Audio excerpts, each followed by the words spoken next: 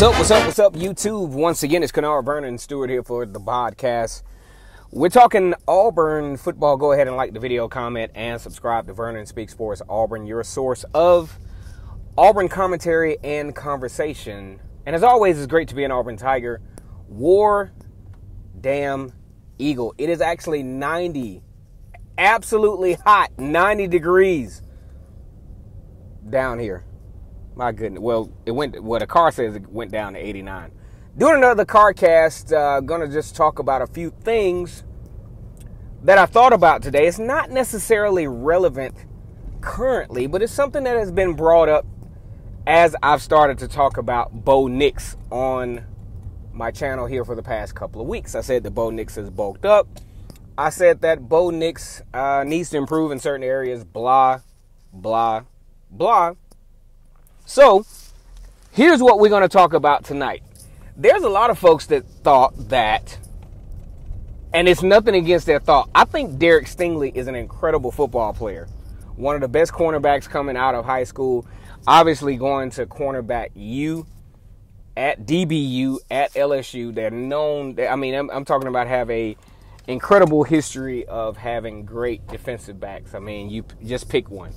So, when Bo Nix won the SEC Freshman of the Year, a lot of folks thought, well, Derek Stingley should have won it. I mean, you can't have two guys at the top. But let me tell you a little bit of a reason why I think that Bo Nix was able to pull this particular thing off.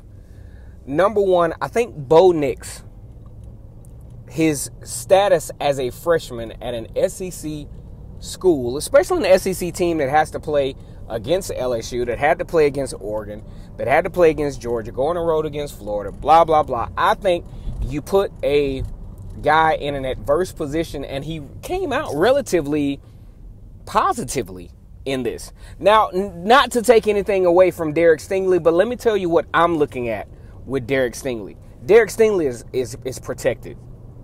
He has a great defensive line. He has the best offense in the country. So it's going to be a relatively easy, in my opinion, and still not to take away the talent of the guy, but it's still going to be a level of comfort, a level of protection when you have an offense that's clicking on all cylinders, an offense that doesn't keep your ass out on the field for, 30, 40 minutes a game. That's not what Derek Stingley was up against. But what I will tell you about Derek Stingley is he fumbled the football on a punt against Auburn, keeping Auburn in that football game. You know what I'm saying? Key moments when you got to perform.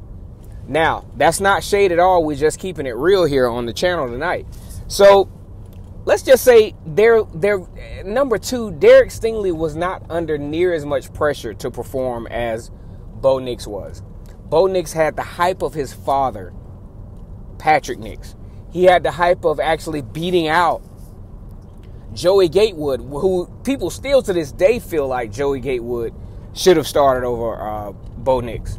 I mean, that's kind of sort of up to debate. I mean, you want to trust the coaches on situations like this, but you got all this controversy, pressure every week. Auburn playing against several top 10 teams every week with a true freshman quarterback that has to make these decisions, that's trying to figure out how to slow the game down from actually being in the state championship game in the state of Alabama to all of a sudden you literally thrown in the jungle against Oregon, who's picked to win the Pac-12 championship. And performs not great. He threw a couple of interceptions in that particular football game, but not too bad. I just think that Bo Nix, giving all of the elements involved, was the right candidate. I'm not going to say he was the best person, because I think Derek Stingley is superiorly talented.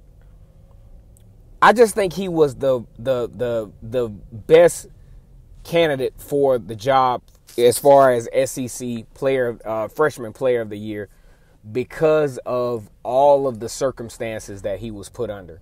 Some of it's political. Some of it is actually tangible. And some of it, I mean, he did beat some adversity. I mean, if you think about the winning touchdown against Oregon, then you think about how he led the team against Alabama in the Iron Bowl, how he was starting a somewhat what would have been an epic comeback from behind win against Alabama. I mean, a comeback from behind win against Georgia. You can't take that away from him. Also, you look at the fact that, you know, against LSU, he wasn't necessarily the guy that got the team beat against the best team in the country. So, I'm just saying that to say this. Derek Stingley, big shout out to the guy. I think the guy is an incredible football player. But as far as what you have to go up against, I just don't think that. I think they made the right choice in Bo Nix. All right, guys. Once again, it's Kennard Vernon Stewart here for the podcast. We're talking Auburn football. Like the video, comment, and subscribe to Vernon Speaks Sports Auburn. As always, it's great to be an Auburn Tiger, War Eagle.